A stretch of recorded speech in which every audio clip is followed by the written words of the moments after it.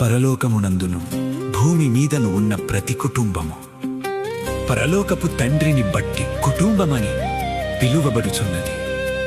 ఆ కుటుంబ వ్యవస్థలోనే దేవుడు ఆది నుండి మనుష్యులను పురుషునిగాను స్త్రీగాను సృష్టించెను.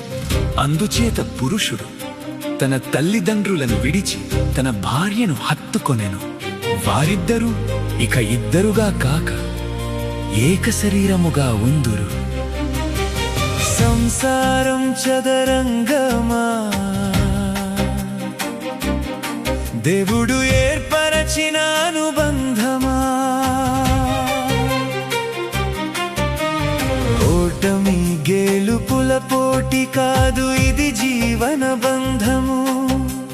ప్రేమతో నిలిచే దేవుని సంకల్పము, పరలోక జీవితానికి సాక్ష్యము.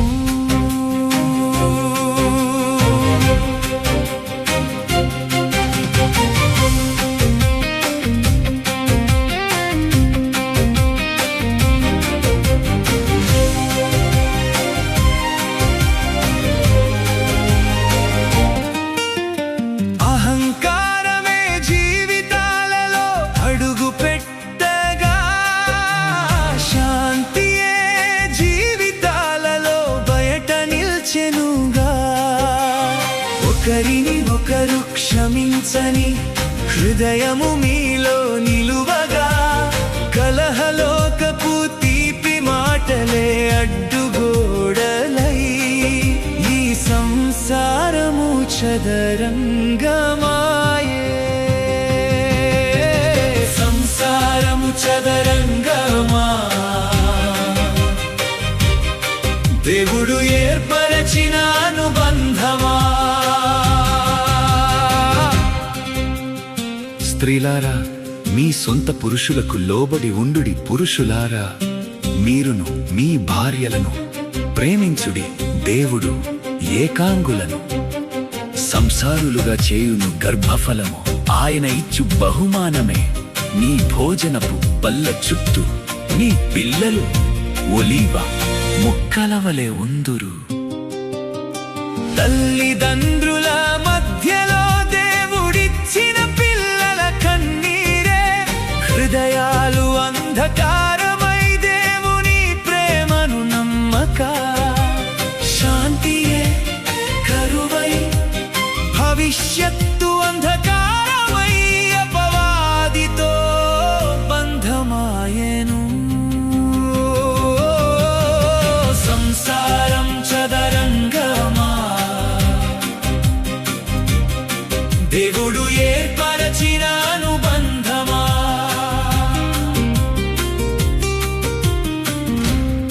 భర్త భార్యకును అలాగుననే భార్య భర్తకును వారి వారి ధర్మములు నడపవలెను.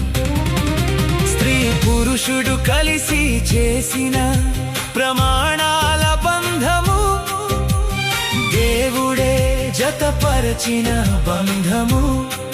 ఎవరి ధర్మములు వారు నెరవేర్చే బంధము, కోపముకు చోటు ఇవ్వక క్షమించే బంధము.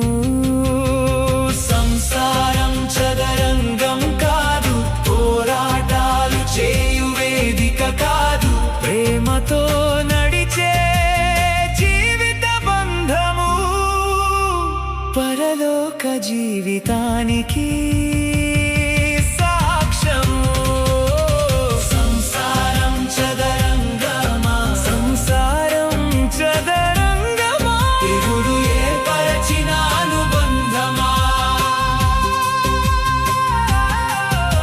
ఈ జీవితంలో సిరి కంటే ప్రార్థన వాక్యము మనస్సులో నిలిపే పవిత్రురాలైన కన్యకనుగా ఒకే పురుషునితో ప్రధానము చేయబడిన క్రీస్తు సంఘము, పరిశుద్ధ నీతి క్రియలతో సిద్ధపడు వధువు సంఘం. పరలోక తండ్రి అయిన సంఘములో సదరంగములు వద్దు, పోరాటాలు చేయు వేదిక కాదు. ప్రేమతో క్రీస్తుతో నడిచే పరలోకానికి మార్గము. సంఘములో చదరంగములు వద్దు, పోరాటాలు చేయు వేదిక కాదు. ప్రేమతో క్రీస్తుతో నడిచే పరలోకానికి మార్గము.